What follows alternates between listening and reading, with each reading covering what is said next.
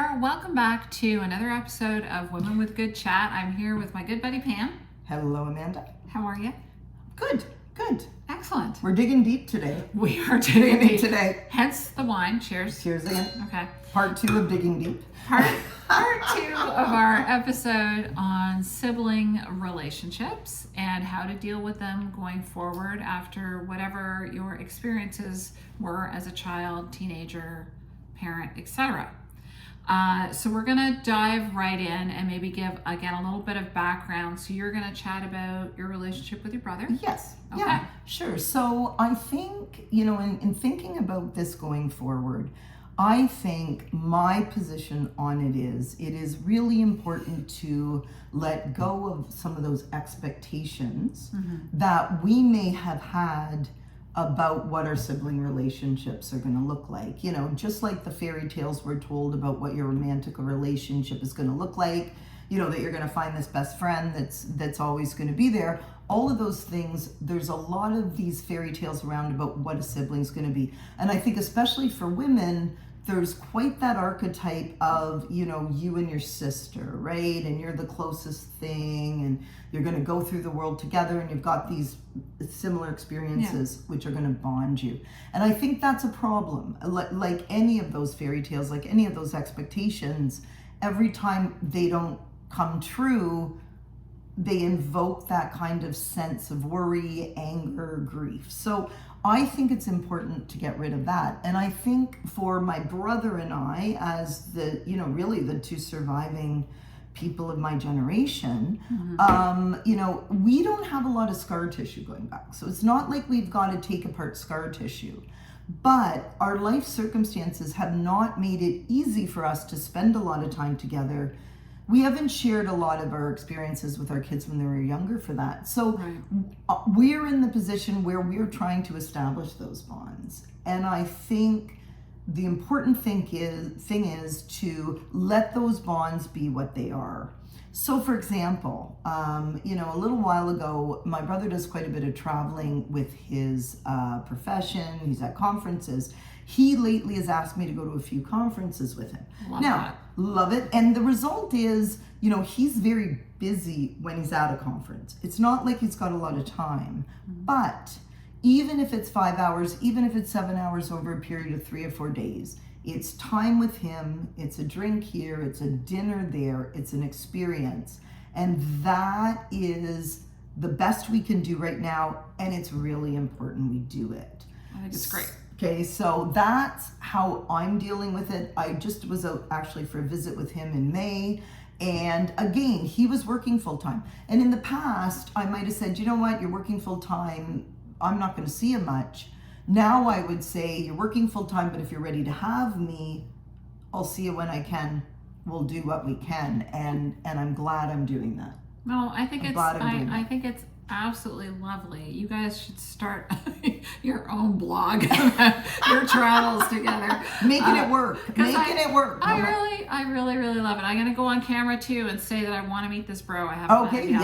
Yes. Because I'm very intrigued because I love you so much. So I'd love to meet your brother.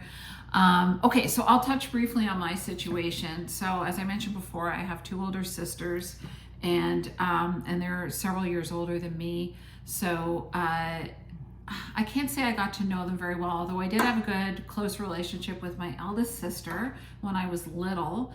And then both my sisters moved out, went to university, etc., moved away. One moved cross country and then eventually to the U.S. The other one moved to Toronto and eventually moved to the U.S. So, and my mom lived out west, so I was the only one left in the East Coast, lone island of the family. But anyway, so there was some distance and not a lot of bonding over kids, etc. like that, which I wish we had, but we just didn't. It just wasn't our situation. So we had some sort of major things that happened that sort of stand out to me. Once my parents were divorced when I was 10, that had a major impact on all of us. And then my dad passed away when I was 28. And then my mom passed away about 4 years ago. So all these kind of big things did have an impact on us. We had to come together, deal with it, and whatever. I do feel that when my parents split, I bore the brunt of a lot of it, which is my own stuff to deal with. It's not their fault, but it was very traumatic. I won't bother going into it, but it was not a great experience for me. Not that it is for anybody, but it was just particularly hurtful for me. And I kind of feel like I didn't get any backup. I guess they weren't around. And so I guess I might harbor a little resentment for that. I'm sure they're not even aware of the things that bother me, which isn't really fair to them. But instead of kind of holding on to this stuff, what I do want to do, which you've mentioned, is I do want to move forward. And one thing my eldest sister used to always say to me is, you know what, it could be worse. And I know she will laugh if she hears that one, because that's, well, it could be worse. Yes. And yes, everything could be worse. You know, my house is flooded, but it could be the whole city. That could be worse. Anyway. Yeah. You know, and I think that there's quite a bit of differences now. Again, when we're in our 50s and 60s, we see that I feel that I'm quite different than they are, which doesn't mean we can't get along and bond. And maybe embracing those differences, having chats about that stuff. And again, just trying to maybe be friends instead of trying to be siblings. Yes, yeah, At absolutely. this age especially. Absolutely, And yes. just focus on our relationship Yes. and not necessarily try and involve our families and everything is probably not a bad idea. So that's something I'm kind of dealing with. Yes, absolutely. And I mean, I think that, of course it is a very emotional thing to say. Like, at this stage in our life, we're saying about a few things, right? That, okay, we had these expectations, we had these hopes, but we've now got to face the fact that that's probably not going to happen. Yeah. You know, I'm never going to be a ballerina. That, you know, I'm letting them go. You that never way. know. Never know, right? I'm never going to, probably, be an art historian either. Or I'm not saying no to that. Anyway, there are these things we have to just say that's not going to happen. Yeah. And what do we do in the face of that, right? What do we Yes. do in the face of that? I think we have to stand solidly, as we talked about last week, in the things we know, right? Which is, our siblings are good people. You know, we do have this relationship. What are we able to accomplish, right? What are we able to accomplish in this? What's realistic? Let's give that a shot. And I think the other thing is, and this is a hard one to say, but sometimes it just doesn't work. Yeah. Right? Sometimes, for whatever reason, be it experiences that have happened, be it the people you are, be it your family situation, sometimes those relationships are just not going to work. Yeah. And you can bang your head against the wall all you want, Yeah. but the answer is actually, you know what? Maybe it's just going to be a Christmas card, right? Maybe that's all it's going to be. And again, that's, I think, part of the same thing. Like, you know what I mean? Accepting where we are. Yeah. And acknowledging it's probably not what we hoped it was going to be necessarily. Exactly. And I think that's very healthy, and again touches on to something else we've talked about recently, which is, sometimes you have to put yourself first. Yes, And yes. not in a selfish way, but in yes. a way that manages your mental health and your Absolutely, well-being. absolutely. So I think that's a brilliant point, Yes. is sometimes maybe you just have to let things go. Yes.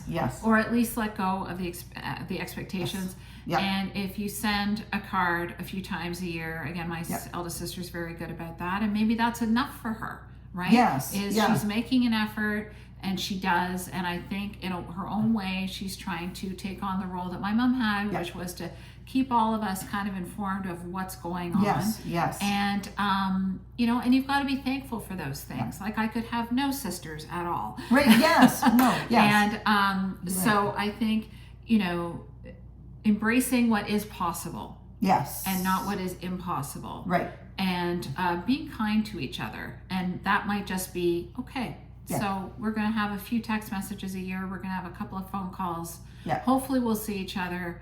Yes. In my case, we might not. Yep. But I've got to be okay with that. I think. Right. And I think also what you said there at the end is super important, which is, as with many, many things in life, the situation we're in right now is not the situation we're going to be in 2 years. So we actually don't know. So there's also that, yes, you need to take care of yourself, But there's also leaving that door open, because Yes. who knows what life experiences are going to be thrown at other people, which are going to change their perspective, Yeah. or indeed our perspective on a lot of this, Yes. right? So I Yeah. think it's that combination of saying, you know what, right now this isn't working. It's not good for me to keep banging my head on that wall, but I don't need to shut a door which may at some point open. Yeah, Right? I exactly. can leave it open a crack. And again, our generation, the people that we know that have had similar backgrounds to us with the parenting style, Yep. you know, you can reach out to your buddies because they understand, you know, Exactly. where you Yes. come from. Yes. And Yep. sometimes, you know, again, my sisters are probably a little more that way than I am, so it's a little bit harder to break Yep. through. But and I'm a fairly emotional person. Yep. And you are very sympathetic Yes, absolutely. and Yes, emotional, exactly. well, not Yep. in a bad way, in a good way. And so sometimes you can lean on your friends. Yes, And absolutely. they are also Yep. your family. And I think our maturity also lets us be able to say, you know what, hey, everything with my parents weren't great. Here's what was Yeah. it. We're not judging our parents. We don't have to judge each other. We don't have Yeah. to, we're not being critical. We're simply stating what is and looking for some help with Yeah. it. So And I think am it's being great. critical. No, I'm just kidding. But I'm a great parent. Nothing to be critical about here, kids. Anyway, we hope this has helped a little Okay. bit. And as Yep. always, we'd love to get your feedback, your comments. If there's something that you've dealt with in terms of your family, your siblings, that's worked for you or hasn't worked for you, we'd love to hear about it. We really appreciate your support once again. And we look forward to seeing you next Again, time next time. on Women with Good Chat. Chat soon. Cheers, hon. Cheers. Bye. Whew, we needed that.